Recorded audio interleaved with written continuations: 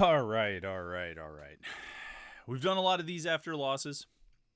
We've done these after bad losses, brutal losses, ugly losses, blowout losses, games they should have won, games they probably should have lost but didn't necessarily have to lose as bad as they did, and games that just overall were pretty bad. We've done a lot of these post-game shows, and we've done them after every game this season. We've done them after 2 wins and 8 losses, and here we are back again for a post-game show after a win. Pitt beats Boston College 24-16. And look, we can talk about what Boston College is and whether they're any good. We can talk about whether this is a good win. We can talk about all those things. But what it comes down to is they won a game. And I think in a season when you only win 2 games and you're staring 2-10 dead in the eye, and it looks like a very real possibility that you could have that bad of a season, and I mean, you're already down the path of a bad season. There's no question about it, no matter what happens in these final 2 games. But to rip a win away, to pull off a win, to hold on for a win, to ultimately put a team away and beat a team, I mean, there's something to be said for that. And I think there's some credit to be given for that. And look, we can sit here and we will pick apart this coaching decision and that coaching decision, and what this decision meant for this point in the season, or why they waited so long to do this, or why they shouldn't have been doing that, and all this stuff. And we can pick apart coaching decisions within this game. We could talk about timeouts and clock management and all those things that we always complain about no matter what happens in a game. But when it comes down to it, man, they won a game. They won a game. And you don't want to overreact or over-celebrate the most modest of accomplishments, but winning a game after all the games they've lost is an accomplishment. And I think, you give credit to the players, you give credit to the coaches. I mean, everybody came together and they managed to get a victory. And, we've had a lot of post-game shows here. We've done a lot of these things after the losses, and people have showed up, and we've had a lot of people online for these post-game shows after the losses. Hopefully everybody shows up here after a win as well, and brings that same energy and has that same excitement, I guess you would call it, after a loss or after a win. I know it's late, and that might make things get a little bit weirder than usual, but Thursday night game, we got to start a little bit later, and so here we are. Couple quick things like we always ask you to do. Like this video. I mean, you could do that for me, right? You may not have to agree about everything. You may not necessarily have to like anything about the season or Pitt football right now, but you can like this video. We'd appreciate that. And subscribe to our YouTube channel, youtube.com/Panther-Lair.com. That way you'll never miss any of our videos. Any of the video content we put out. We have the morning Pitt videos. We have post-game press conferences, midweek interviews. If you didn't see Jeff Capel's midweek interview from yesterday, you need to check that out after you're done watching this, of course. You should go check out that Capel video because it was pretty awesome. He had a lot of great stuff to say. Like I say, the morning Pitt videos every day, those press conference videos. We have the live stream that we do every Wednesday night at 8:30. Me and Jim Hammond get together and talk a little Pitt sports. And then, of course, these post-game shows that we do after every football game. We only have one left. And I think I'm going to plan something special for that Duke post-game show. We know it's the last one of the season. I think I might do something a little special, a little unique with that one and how we approach it. And I think it should end up being pretty fun, depending on how the game goes, of course. And then we'll probably start doing some basketball ones as well. We'll sort of plan those out. Maybe not do a post-game show after every basketball game, or maybe we will. I don't know. We'll figure that out. And kind of go forward, or at least maybe after the road games or something like that. But we do it all right here at youtube.com/Panther-Lair.com. So like this video and subscribe to our YouTube channel, and that way you don't miss any of the content. I hope you got your drinks. I know it's a Thursday night, but I mean, it's Thirsty Thursday, right? Listen, you can also join the conversation here. This is a big part of it. Put your comments and questions in that chat screen right there. People are already loading it up, so we got a lot of stuff to talk about with people in your different comments and your different questions. But you can make sure your comment gets read or your question gets answered by being a super chatter. You click a little $sign down there at the bottom. I think it's over there somewhere. Kick a couple bucks to the podcast. We appreciate your support, and we will definitely read your comment and answer your question. So make sure you do that, and we'll be guaranteed to get to it. We'll get to as many comments and questions as we can tonight, but we will be guaranteed to get to yours if you're a super chatter. Now, let's talk about Nate Yarnell. But to do that, we need our bottle, right? Everybody got their bottles on a Thirsty Thursday? On a Victory Thursday, a Perfect Thursday, as they say. Maybe not perfect, but, you know, put the lid back on that one, unless we end up needing another one, but we might. To a victory, because it's been a long time since we've done a shot of the bourbon after a victory. This is the Pennsylvania Straight Bourbon. It's been a long time since we've done a shot after the victory, so if you've got them, raise them, bottoms up.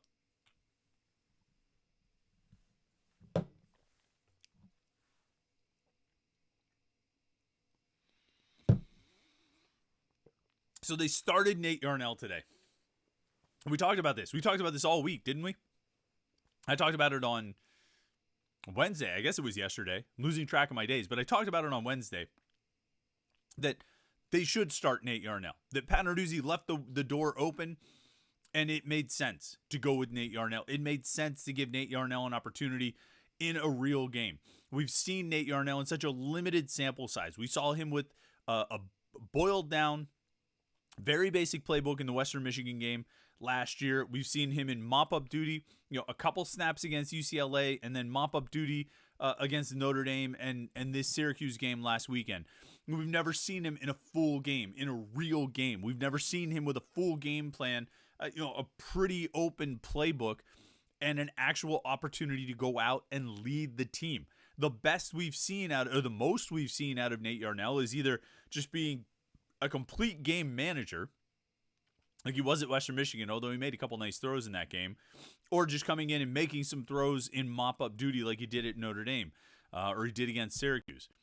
We've never seen him get an opportunity to play a full game. And given what we've seen out of the quarterback so far this season, given what we saw out of Phil Dracovic, given what we saw out of Christian Bayer, it only made sense to give Nate Yarnell that opportunity. It only made sense to let Nate Yarnell try to go out and lead the team through a game. And what I said on Wednesday, I don't know if we're even considering that yesterday because technically it's now Friday morning. What I said on Wednesday is you have nothing to lose by doing that.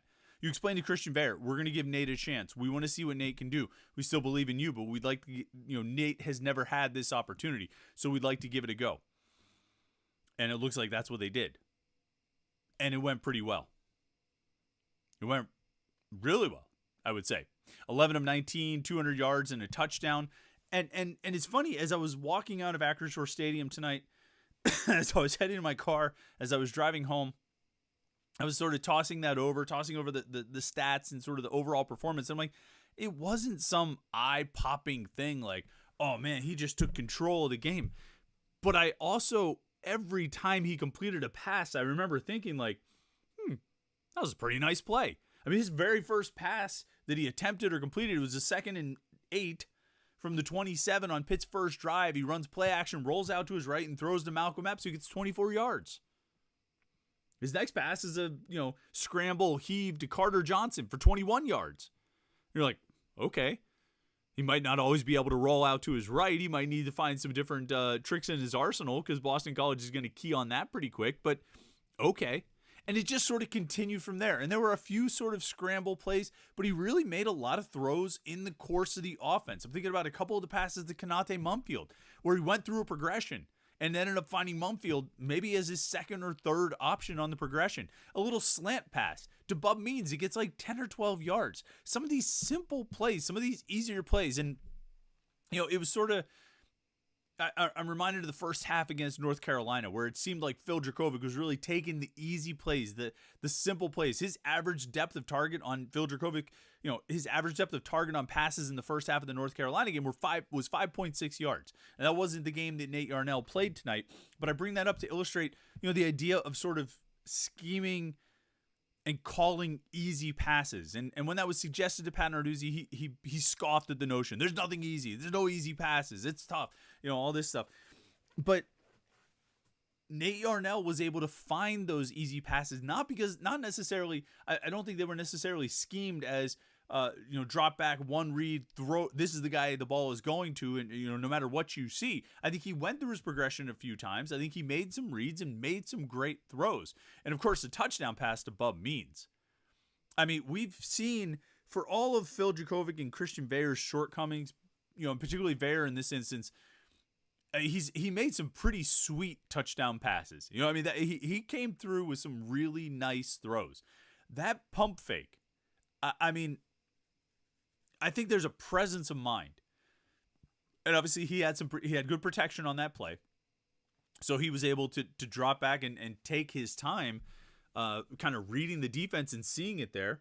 Caught Boston College in a bad coverage, did a pump fake to get one or two guys off of Bub Means to take a step forward while Means kept running, and then he had to have the presence of mind to get the ball to Bub Means, and he did it. He executed it perfectly. It was beautiful. It's like 60-yard touchdown pass. So while he was only completed 11 passes, he was 11 of 19 for 207 or 208 or whatever, ended up being one touchdown. He rushed for a touchdown. I think you saw a guy who looked like he was in control of the offense, a guy who was able to move the offense, a guy who was able to read the defense, a guy who was able to go through some progressions, a guy who was able to make some really comfortable throws, and a guy who took care of the football. He had one where one of his scrambles where he tried to reach out. It was I think it was a 3rd and 3, and he ran for 2 yards and tried to reach out, and it looked like he lost the ball, but he was already down when that happened. So that wasn't, that was a non-starter there. He nearly threw an interception on that first drive. He had to pass to the end zone to Bub Means, and it looked like the guy intercepted it, but the ball hit the ground. But that was really it. That was really all as far as putting the ball in jeopardy, which I think was the biggest reason that the coaches made a change. I think it was the biggest reason they went to Nate Yarnell in this game over Christian Veilleux, is because Veilleux kept putting the ball in jeopardy. Veilleux had 3 turnovers in last week's game, and in his 5 starts, he had 6 interceptions. And the coaches, I just think they couldn't put up with it anymore and felt like they needed to give Yarnell a shot and find out if Yarnell would similarly put the ball in jeopardy, or if he would take care of the ball better, and he did. I don't think he really took too many unnecessary risks. I think he was he does need to get a little bit better about throwing the ball away. I'll say that. He needs to get better with his throwaways, because a few of those were a little bit dicey. But, on the whole, hard to argue with Nate Yarnell's second career start. I think Pat Narduzzi said it. He's 2-0 as a starter. That's pretty good. All right, I want to get into some of the comments and questions. We have a lot of things to talk about with this game, and we'll get through a lot of it here, but I think the comments and questions will lead to it as well. So we'll start with Michael B. He's one of our regular super chatters. We appreciate it. It says, "Hi, Chris. Call me shocked because I didn't see this win coming. What angers me, though, is it looked pretty obvious Nate is the best quarterback by far on the roster. Why didn't he start the season? Do you think he might go to the portal?" All right. Why didn't he start the season? Let's just call it what it is. Frank Cignetti brought in Phil Dracovic to be the starter.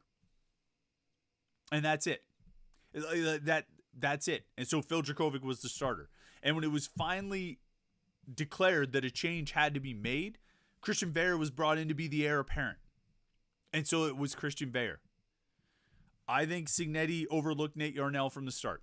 I'll be completely honest, as we sit here at quarter after midnight on early Friday morning. I think Frank Cignetti overlooked Nate Yarnell from the start. He overlooked him last year, I think, and I think he overlooked him this year.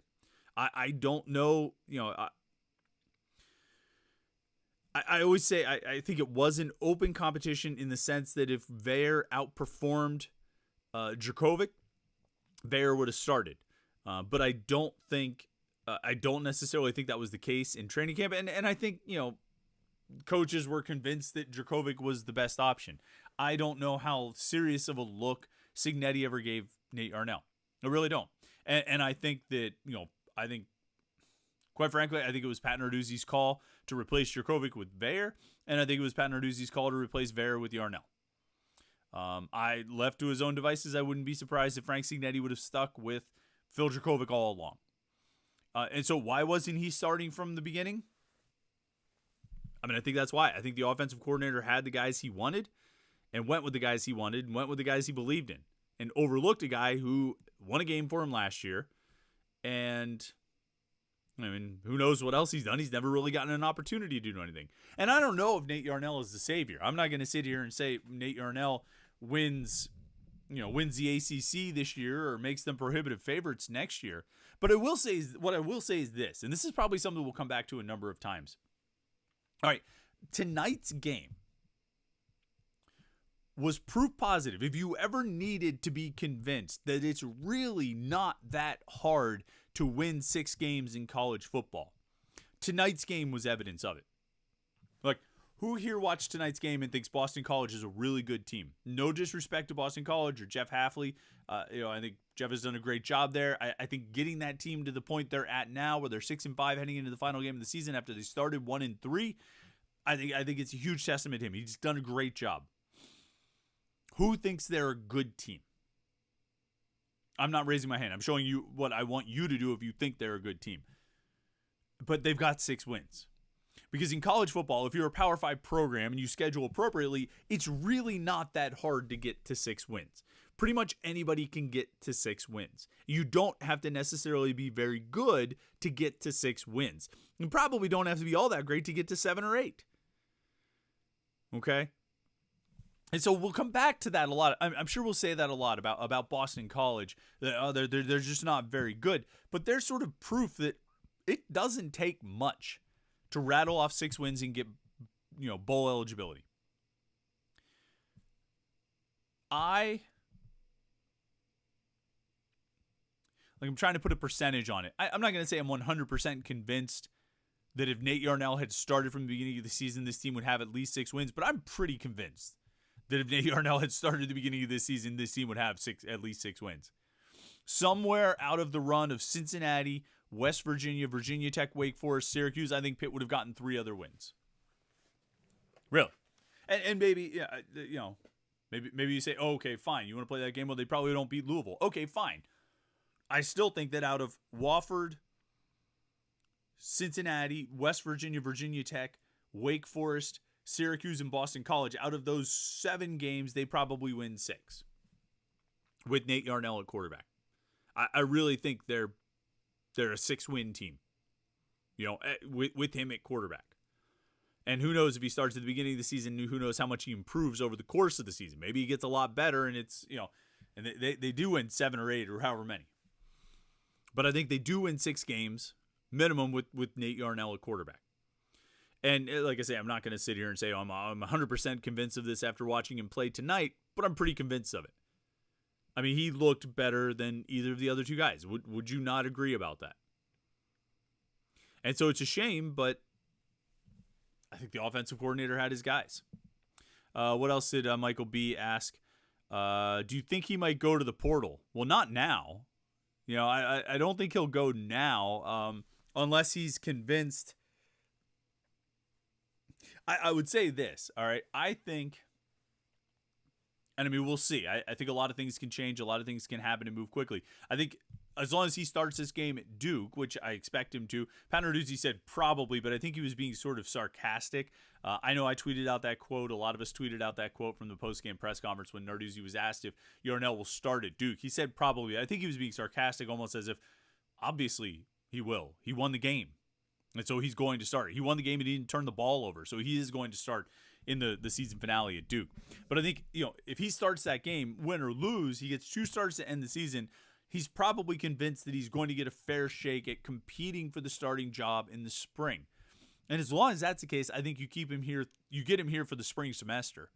And then if he gets to the end of the spring semester and feels like he's not getting a fair shake or feels like he's not going to win the job, then maybe he looks to go at that point. But I think the way this season is ending and the way it's shaping up to end is going to get you at least a spring semester of Nate Yarnell. And that's my guess. I mean, Nate didn't call me. I don't have any missed calls from Nate Yarnell or a text message from him saying, hey, man, I'm going to be here at least through the spring, and then we'll decide after that. But I do think, because now he can believe. You know what I mean? And I think the Pitt coaches can believe in him.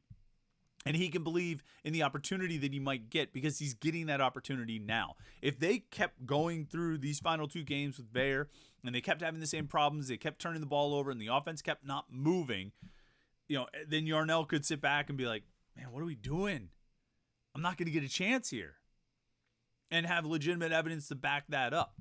But the fact that he's getting these starts in these final 2 games is showing them that he could have an opportunity. And I think that might be enough to keep him around. More super chatters here. Biz says Nate Yarnell looked leagues better than Veyer or Phil Dracovic. For some reason, we are starting transfers from Penn State and Boston College.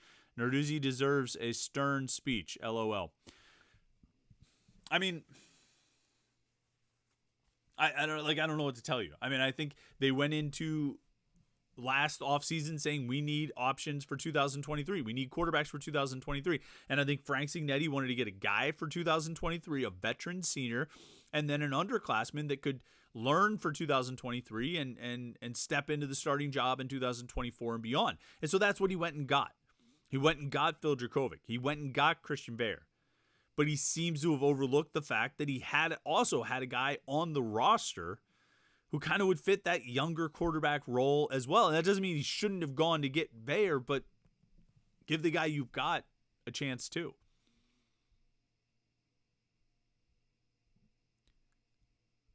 Scrolling. Scott Lynch is a super chatter. He says, what do you think Yarnell's performance means for the Duke game in the quarterback room for next season? I think he starts. All right. I think he starts I think he starts the Duke game. I don't think there's any question about that. And then you see where it goes after that. You know what I mean? Like you see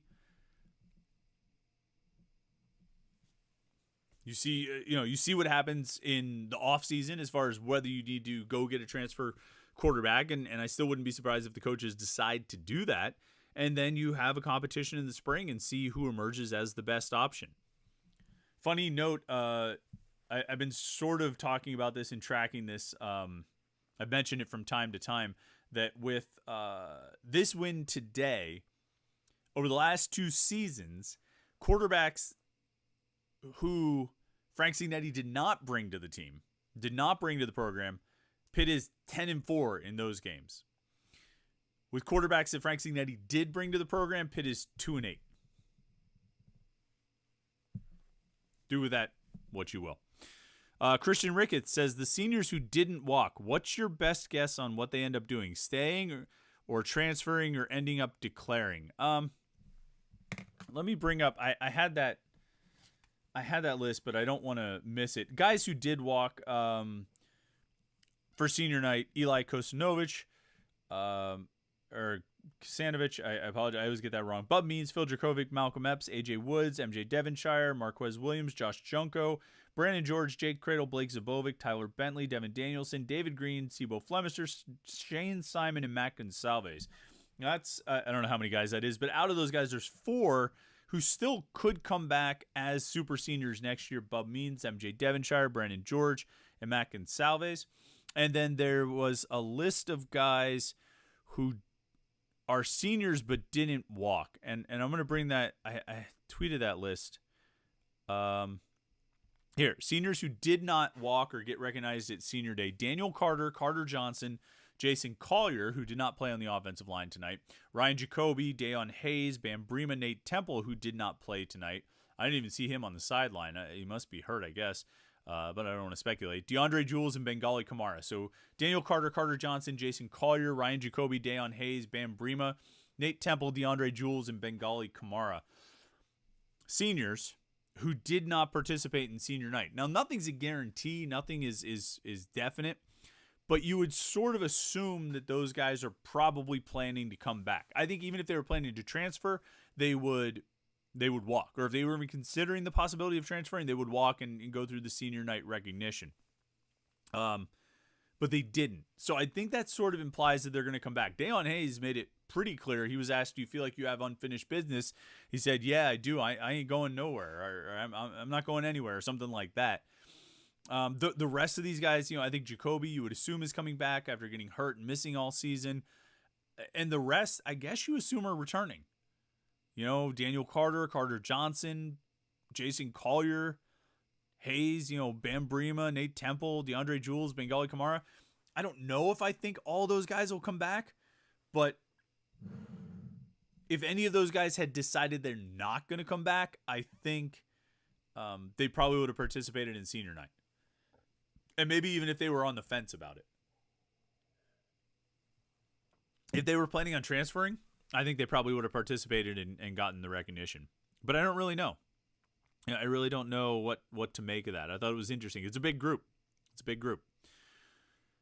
Michael B says, will back-to-back wins help some of the good players like Gavin Bartholomew return next season? Also, are you doing post-game basketball shows for the NIT tip-off? Hope so. So it'll be interesting to see what, this finish to the season does. Honestly, I'll be honest, and I think every guy is different. You never really know what some of these guys are thinking. To tell you the truth, though, I don't think these final two games, the outcomes of these final two games, will have that big of an impact. Now, I think some usage things, I think if there are guys who are maybe on the fence about transferring because they haven't been getting a lot of playing time or haven't been getting a lot of targets or snaps or whatever it may be, and you end up using them a lot in these final two games, I think maybe you could sway some opinions there, I would guess. To be honest, for the guys who are really good, who might have opportunities to go somewhere else if they were to go into the transfer portal, it might come down to NIL investment and NIL activity. It might come down to, can you come up with the cash? To be completely blunt and crass about it, I think it might come down to just, can you come up with the cash? And I don't know if that's how Gavin Bartholomew is approaching it. I don't know. There's a list of guys that we talk about all the time as ones to really, that's a guy who's going to have some opportunities. That's a guy who's probably hearing from other schools through back channels and all that kind of stuff. There's a bunch of those guys.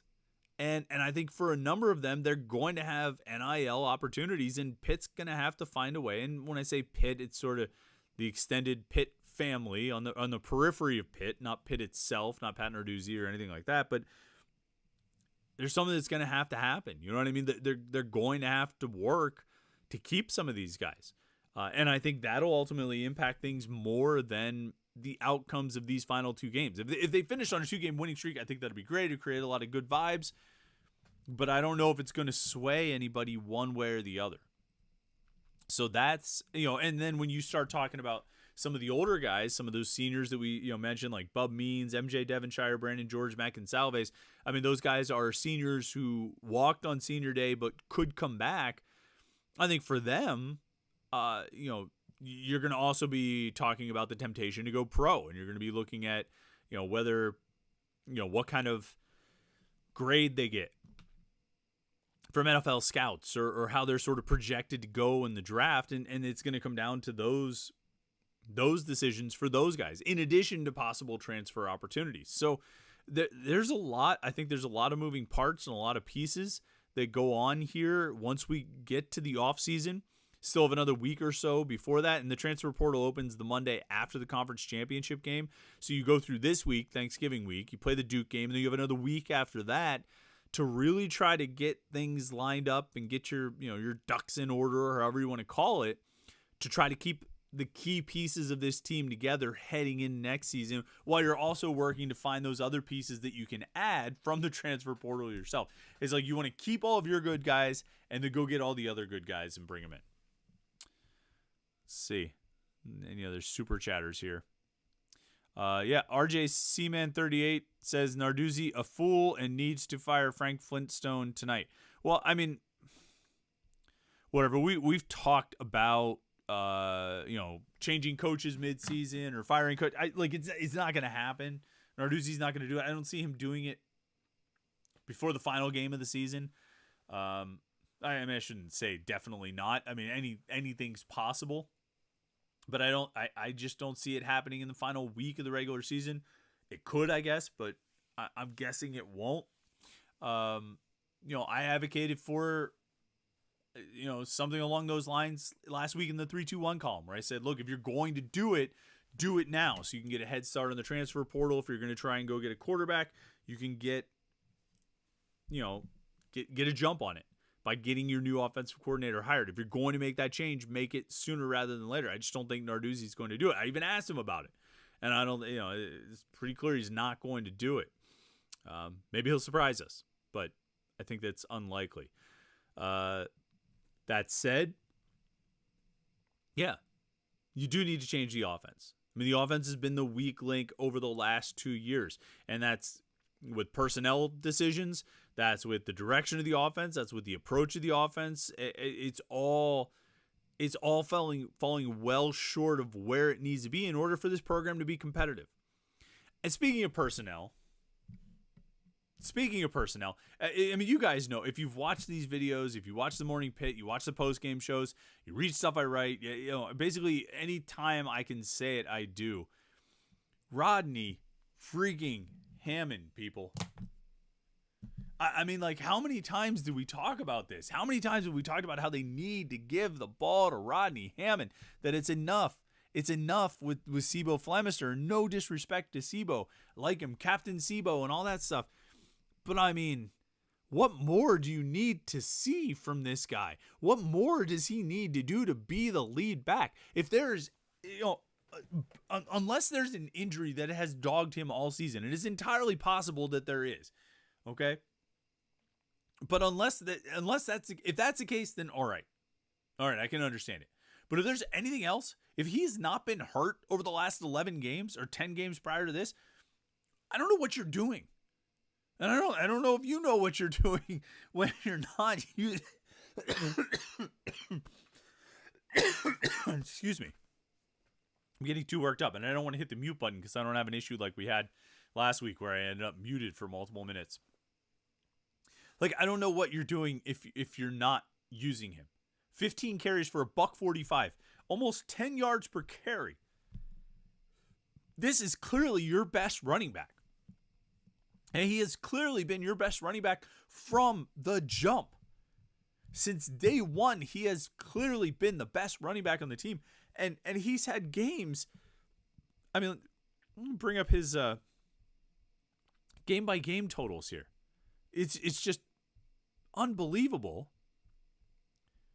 Rodney Hammond, 5 carries, 6 carries, 14 against West Virginia, 14 against North Carolina, 7, 11, 3, 6, 13, 12. I mean, he's sort of on a little bit of a surge here in the last 3 weeks with 13 against Florida State, 12 against Syracuse, and then 15 today. But I mean, these are not the carry totals. He came into today with 91 rushing attempts on the season. This is not what you do with a number one running back. A number one running back doesn't enter, game 12 with 106 carries.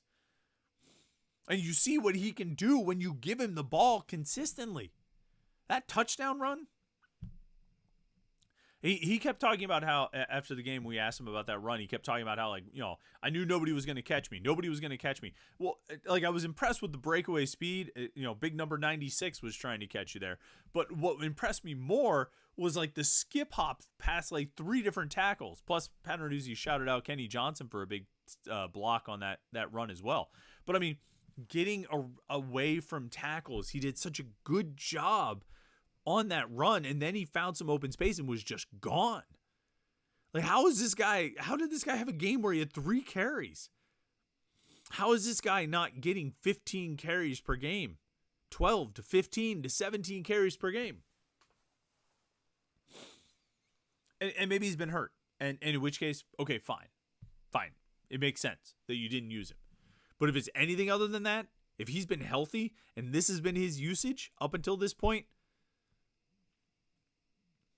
I mean, if I'm Pat Narduzzi, I'm asking, and maybe he already knows the answers and it's just us on the outside that are clueless, but if I'm Pat Narduzzi, I'm asking, what the hell, guys?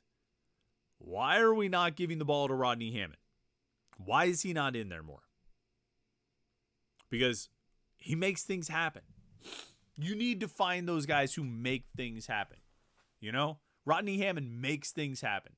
Bub Means, for basically since the 6th game of the season, has been making things happen. Kenate Mumfield makes things happen. Kenny Johnson makes things happen. Kenny Johnson needs the ball. He needs 10 touches in this final game. I mean, seriously. I think Dejon Reynolds is a good player. Really solid guy. And I think he's been making plays. He had, 1 catch today?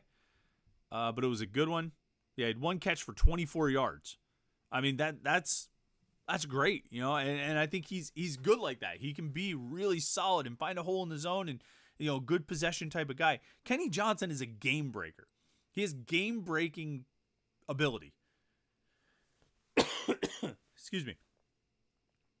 He needs the ball. More than 2 touches that he had tonight.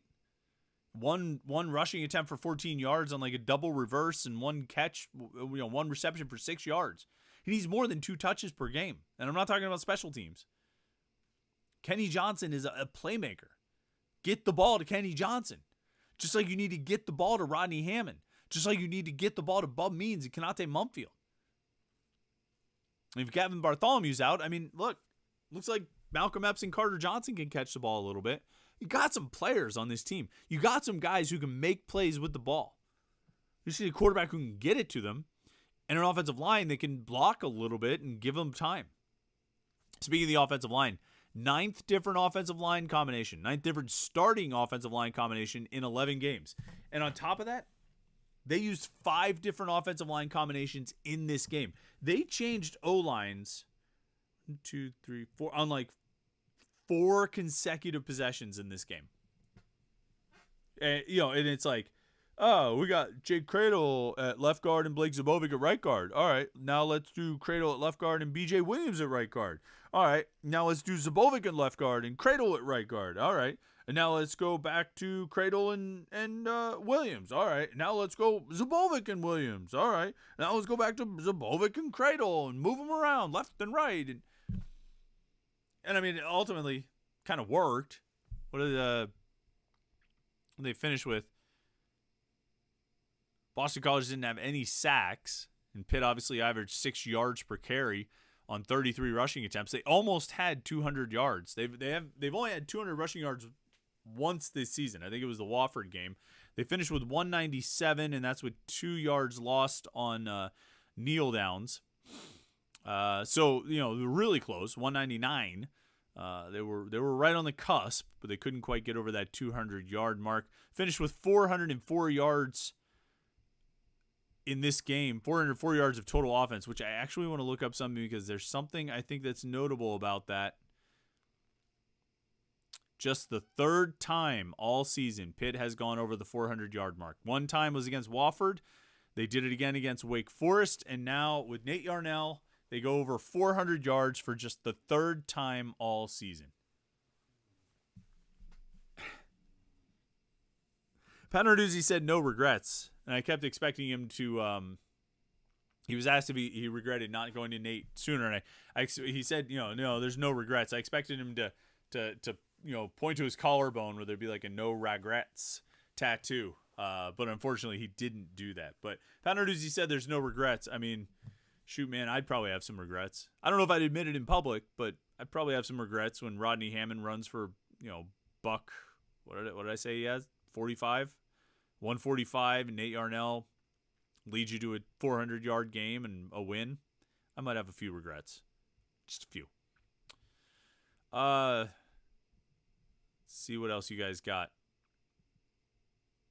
Oh, Michael B says, you didn't answer my question about post-game basketball. Yeah, I haven't decided. I have to look ahead at the schedule for that preseason NIT and kind of see where we're at. I'd like to do some post-game basketball. We'll do some. Certainly road games. Home games get a little bit tough. We're at the Peterson Event Center. Don't get home till after 11:30. It's tough to do that on weeknights. I mean, we're doing it here because it's a football game and it's a win and all that kind of stuff. But it's a little bit tough to do it after the home games. But definitely some road games. The NIT tip-off games, we might be able to get those in. It'll kind of depend on the schedule. But I'll let you know. That's next week, right? Yeah, it's coming up fast. Maybe not Wednesday because we'll have the live stream Wednesday night, but maybe we'll just roll it all into one. All right, let's get some comments and questions here. Remember, if you want to be a super chatter, you can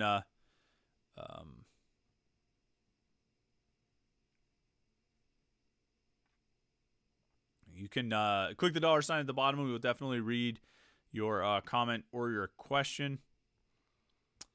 Paul Sebastian says Pitt has a better record with a better offense in a bunch of those games: Cincinnati, Wake Forest, Florida State, Syracuse.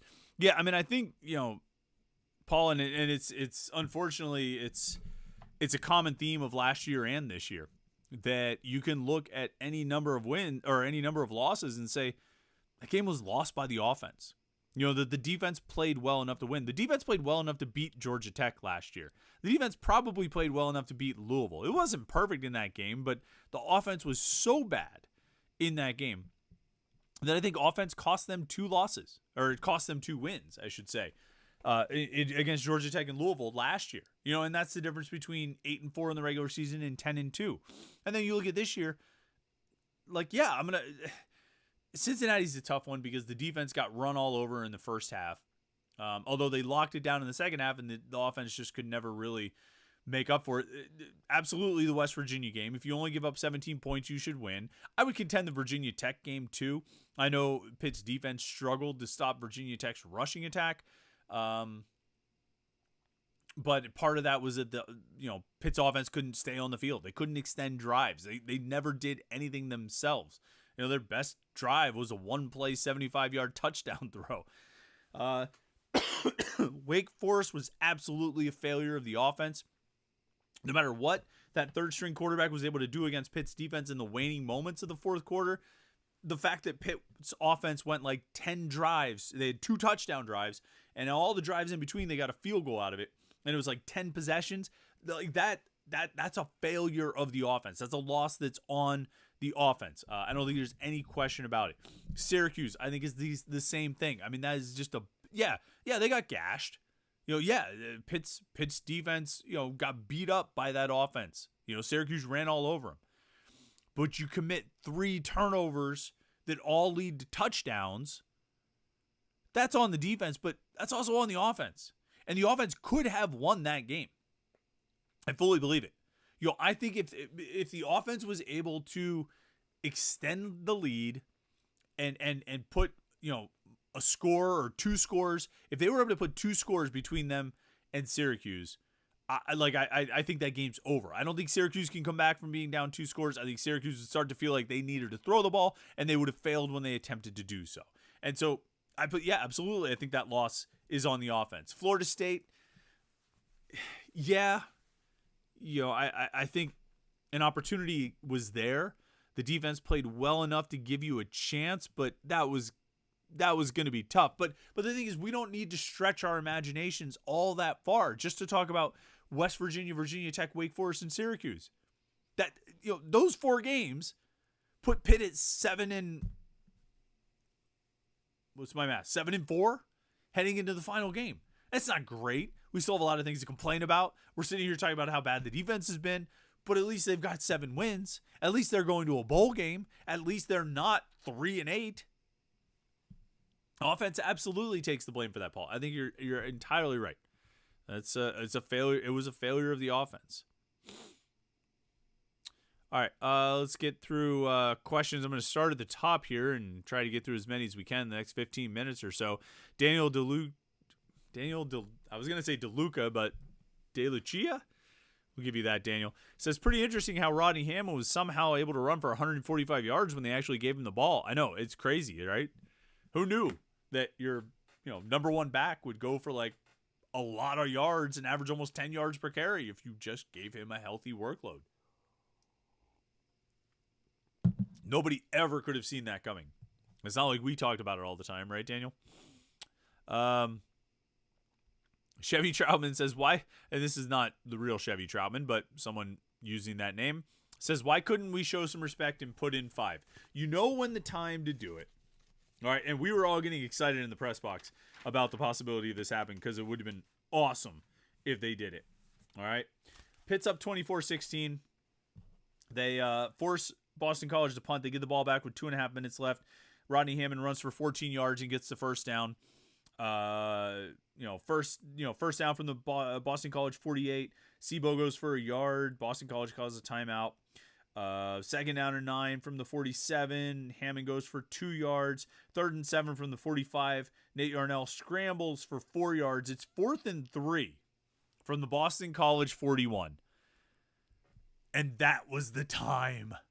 That was the moment to do it. To bring in Phil. I mean, I wanted them to go for it on 4th and 3 anyway. I thought 4th and 3 from the 41. Listen, man, at the beginning of the game, all right, this is not an exact the same situation, but in the beginning of the game, Boston College's first drive, they were at 4th and 1 from the 24. Their own 24 on the first drive of the game, the fourth play of the game. They were on the verge of going 3 and out, but they had 4th and 1 at the 24. You know what they did? Or 34. They had some pride, and they lined up and they got the yard they needed. 4th and 3. You're up by 8. Ball's at the 41. Boston College has no more timeouts left. So we're down under 2 minutes to play. It's 4th and 3. You're on their side of the field. You're up by a score. The most they can possibly do is tie it. And that's if that offense finds a way to drive 59 yards in less than a minute or a minute and a half or something like that with no timeouts. Go for it. Go for it. Have some pride. For maybe the first time all season, show some pride, show some guts, show some belief, and go for it. And when you go for it on 4th and 3 from the 41, you bring in Phil. Bring in Phil. Get that first down. And I don't know what you want to do with him. Have him run the Wildcat. Have him run the option. I don't care. Just get Phil on the field. Get the first down.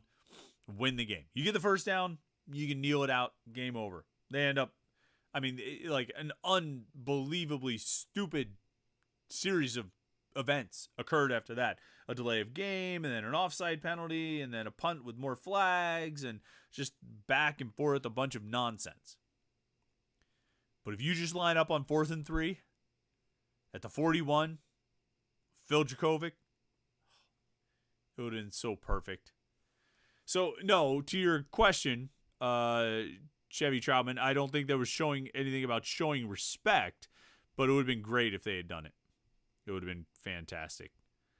Brian Wintermeyer is a super chatter, but Brian, I don't know what your comment. Oh, here he says, why would Frank Signetti discount the best quarterback on the team all season? Because he didn't recruit him? This makes no sense, and why would Pat Narduzzi allow it?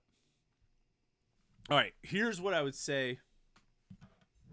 I'm doing it as a shot for this, all right? Because I think this is an important conversation and one that we need to have and one that we will have right now and throughout the rest of the season and the off season. We're doing a pretty decent number on the bottle. I bought this bottle at like the beginning of the year, beginning of the season, because I finished the last bottle during the Sun Bowl last year. Remember, to the bottom type of thing. And so we've done a nice job. This is 11 games worth of post-game shows and whiskey drinking. But I think this topic merits it. So, to Nate Yarnell, I think we should always toast something, right? To Nate Yarnell and Rodney Hammond.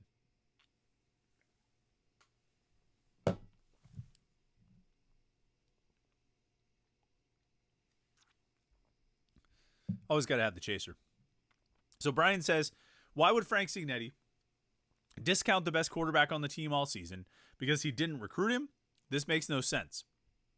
And why would Pat Narduzzi allow it? Here's my thought, and it's on Narduzzi. It's good that his picture popped up there while we're talking about this. I have to believe that Pat Narduzzi learned some lessons this season. I hope he learned some lessons this season, because we've learned a little bit about Narduzzi's management style this season when he talks about he spends 85% of his time with the defense. All the decisions on the offense are up to the offensive staff. He leaves it all up to Frank Signetti. He leaves all the running back decisions up to Andre Powell. He leaves all this and leaves all that. And he really takes a hands-off approach. And I think we've known that. I think Narduzzi has talked about that before. I think we've heard it from him before. I think we've talked about it before. I think we know that that's kind of how he approaches it on the with the offensive side of the ball. I hope he has learned this season that he can't do that. All right. It was one thing when they were just playing Kenny Pickett all the time. It was one thing last year when they were just playing Keaton Slovis all the time. But he, at a certain point, he's a veteran football coach. He's been around football a long, long time, and his specialty might be defense. What he really knows and what he really breathes and believes and lives might be defense, but he knows good quarterback play when he sees it. He has to. He's been around football enough that he has to know it. He has to take a different approach next season. Going forward, in his coaching style, his management style, his leadership style, he's got to take a more active and involved role with the offense. He can't just defer to the offensive coordinator. That doesn't mean that you meddle. It doesn't mean that you try to call plays. It doesn't mean that you overstep. But if you're looking at a situation, you're saying, guys, this quarterback looks like the one we need to go with. And I'm going to say we're going with this guy, and I want you to coach up this guy and make him good. I think you can do that, and probably in a more tactful way than I just said. But I think you can do that while still allowing the offensive coordinator to have autonomy. You're the head coach.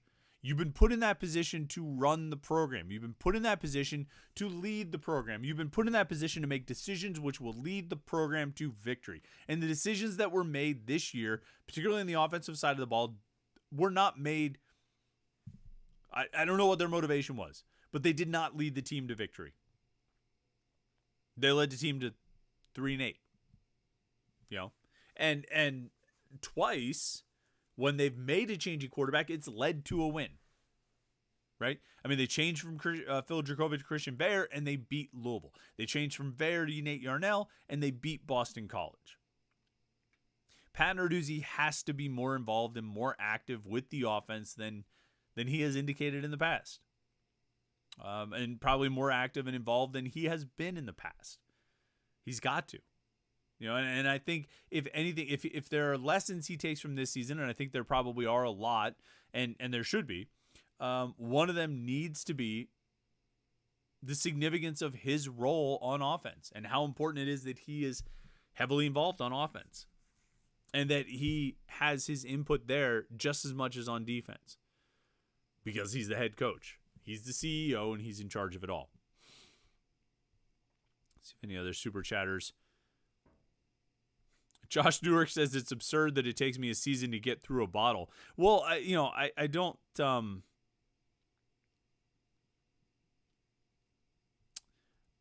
I mean, to be honest with you, Josh, the only time I drink this bottle is during these post-game shows. So if you consider this as like 11 sittings, I think that's pretty solid. I mean, and really, we were only doing one shot for most of the shows. We only started doing two once things got really gnarly. But, I think it's pretty – I'm not a big I don't sit around and drink that whiskey, through the week and stuff like that. So don't criticize me, Josh. Come on, chill. Somebody asked, what year is Nate Yarnell? Nate Yarnell is a redshirt sophomore.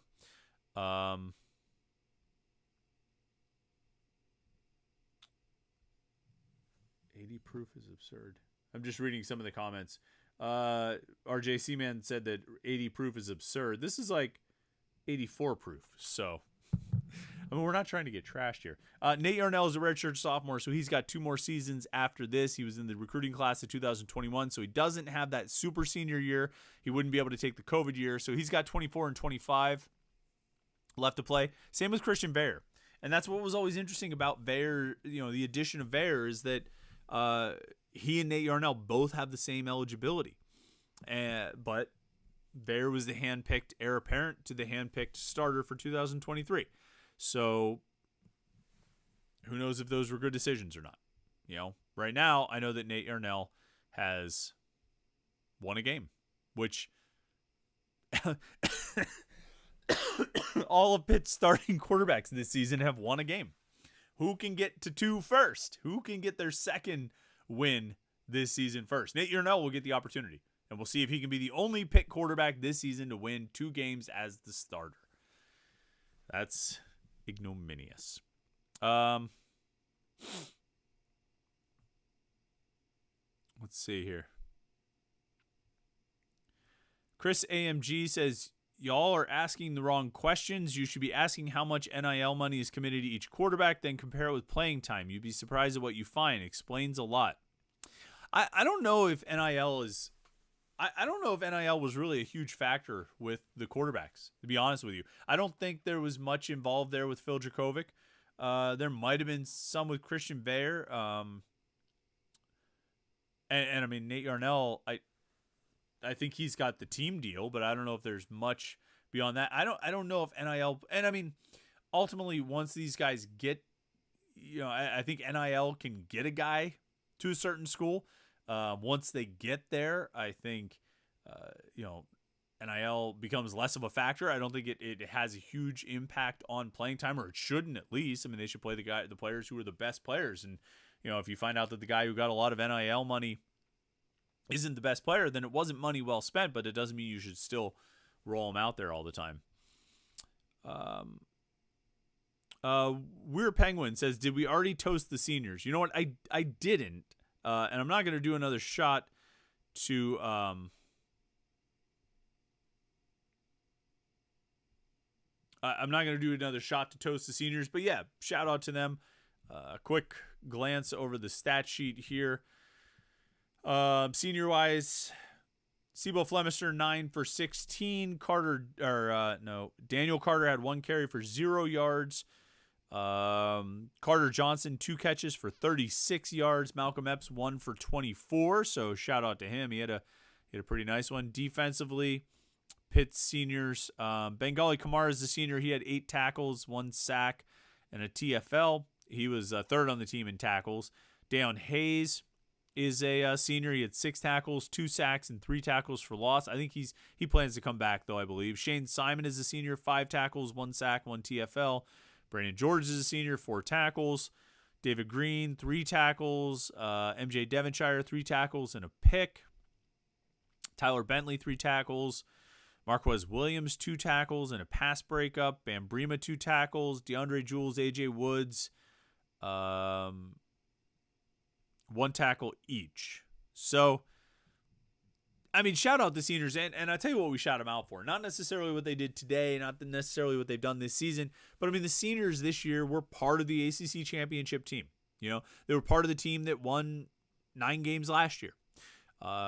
Some of the seniors, let me think, 18, 19, 20, 21, 22, 22. Some of the seniors, a handful, the super seniors, were part of the 2018 team. And they might not have contributed much to the Coastal Championship that year, but they were part of that team. And so these guys have been through some of the biggest successes that Pitt has experienced over the last 40 years. And so, yeah, shout out to them. Kudos to them. The guys who've been around the longest.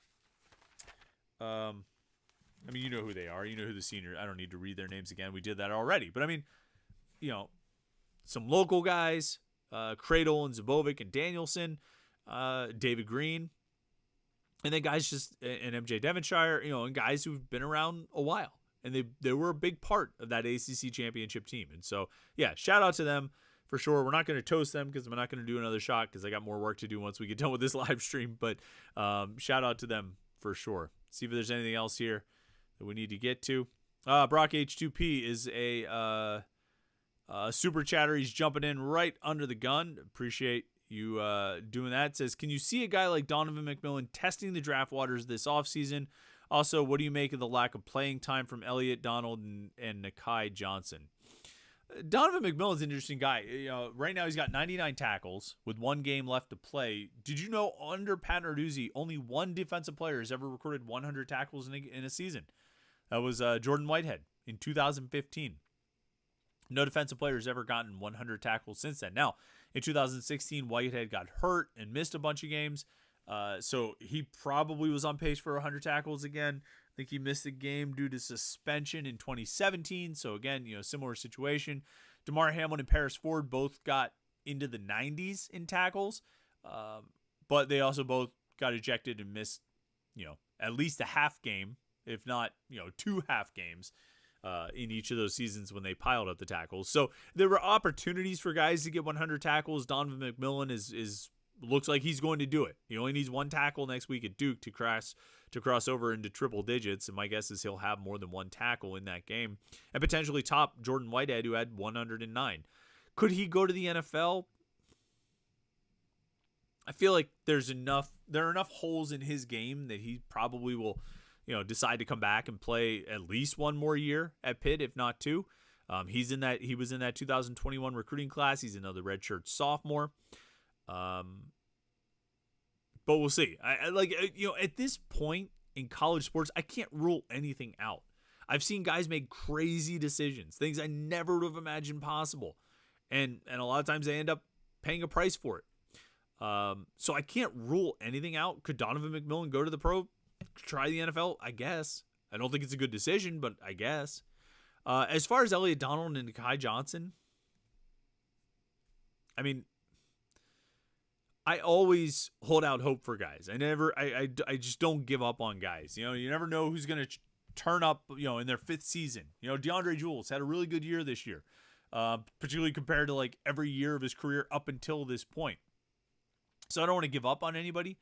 But I think the expectations were really high for Elliott Donald and Kai Johnson. The top 150, top 200 players in the country in their recruiting class, and they really haven't contributed. Really haven't contributed. Like little to no contributions. And even in a game like tonight where they didn't have Devin Danielson and didn't have Nate Temple, they still really didn't get much playing time out of Kai Johnson or Elliott Donald. And so I'm not going to give up on those guys. I'm not giving up on those guys, but they just haven't done much. And this is their third year now. Those guys are third-year players, and they don't have much to show for it. That's not exactly encouraging for the future. So I don't know what to tell you about those guys. I hope they can figure it out this offseason. I hope this can be a big offseason for them, but to this point, it's been a bit of a disappointment. All right. Let's see if anybody else